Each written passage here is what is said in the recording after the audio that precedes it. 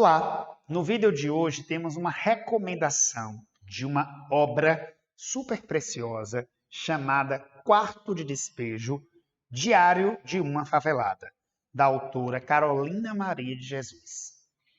Vou ser sincero com vocês, esse livro, ele me surpreendeu demais. A primeira vez que eu fui lendo esse livro, eu fiquei pensando, eu li uma vez, comecei, mas a leitura não evoluiu com sucesso. Eu falei, nossa, quanta tristeza, quanto lamento, quanto realismo. Essa vida dessa pessoa está bem ruim. E eu fui pesquisar mais sobre o livro para entender o porquê disso. E aí eu fui entender que esse livro, ele não se trata de um livro, de uma obra feita por um escritor da literatura que sentou no seu conforto da sua vida e disse: eu vou fazer um livro sobre a história de uma mulher de uma favela. Não. Esse livro é feito trazendo a voz de uma mulher negra, periférica, de baixa escolaridade, uma mãe solo. Esse livro ele é escrito,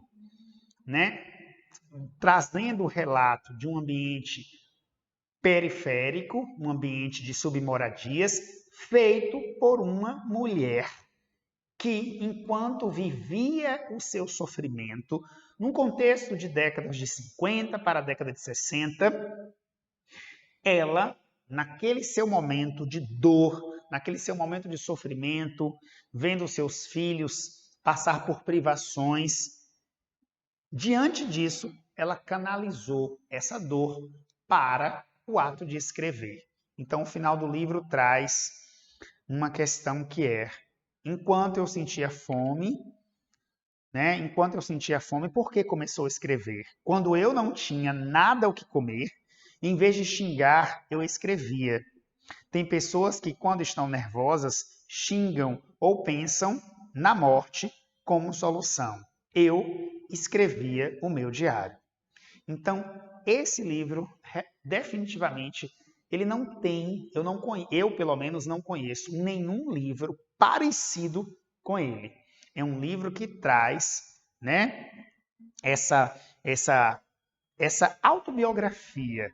É um livro no estilo de um diário. É como se você estivesse invadindo a privacidade de uma mulher que tinha cadernos em casa e escrevia com frequência, tinha uma rotina de uma escrita coloquial, tinha uma rotina de escrita nos seus cadernos e ela relatava o seu dia. Hoje, 20 de maio, hoje, 2 de agosto, hoje, 21 de abril, como foi a minha vida? Acordei, procurei um pão e não tinha um pão para comer. Então, o que eu vou dar a essas crianças? É desse jeito que esse livro acontece. Então, se você me perguntar, Vinícius,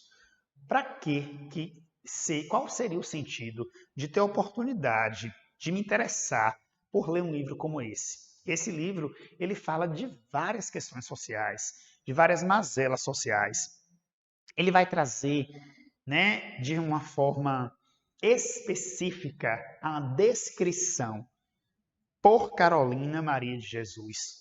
Como é a fome? Como é fazer parte desse grupo social que tem na sua rotina o sentimento, a experiência real da fome? Como é isso? Que é diferente de dizer assim, eu estou agora aqui ansioso e isso me despertou um apetite. Não, a gente está falando de fome enquanto uma mazela, enquanto um problema social. E essa fome, no quarto de despejo, chega a ganhar características.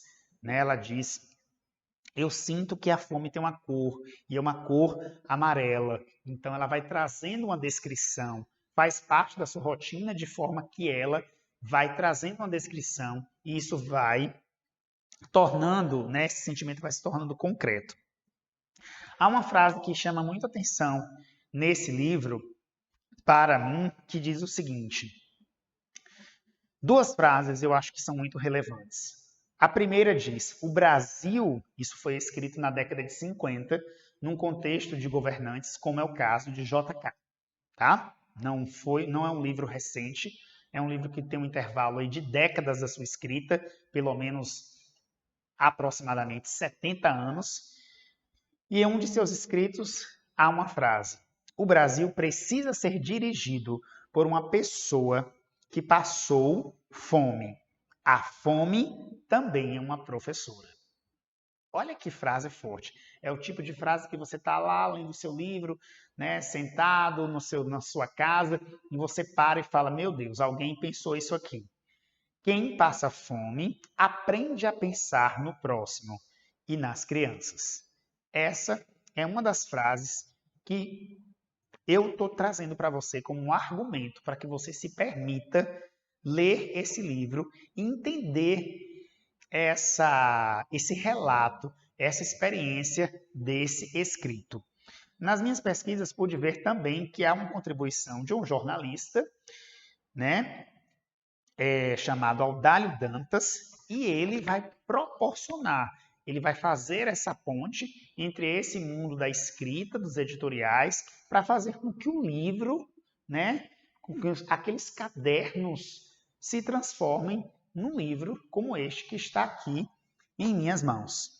Há uma outra frase também que traz: somos escravos do custo de vida. Na sua rotina, a autora do livro traz uma descrição do quanto é caro viver, quanto custa viver no país que você mora, quanto custa o teu padrão de vida, e você vive no seu padrão de vida, e ela, enquanto uma mulher, mãe solo, empregada, uma mulher periférica, de baixa escolaridade, que cata papel, que depende do que ela gerou naquele dia para, a partir daí, trazer o seu alimento do dia para a sua família, né? Então, essa é a nossa recomendação de leitura de hoje. Esse livro tem sido muito recomendado por professores da área de sociologia, de língua portuguesa, da história, né, das ciências humanas e das linguagens. E no último exame do Enem também foi colocado como uma referência, como um fragmento lá de texto para servir de um texto motivador, né, e se transformar em uma questão. Existem vestibulares que colocam lista de filmes e livros para que o candidato possa ler. O Enem nunca fez isso, mas seria interessante que o Enem fizesse também, né? Será que não seria interessante o Enem proporcionar essa lógica, né, de sugerir alguns livros, alguns filmes? Eu acho que isso seria muito interessante. Espero que tenham gostado do nosso vídeo de hoje.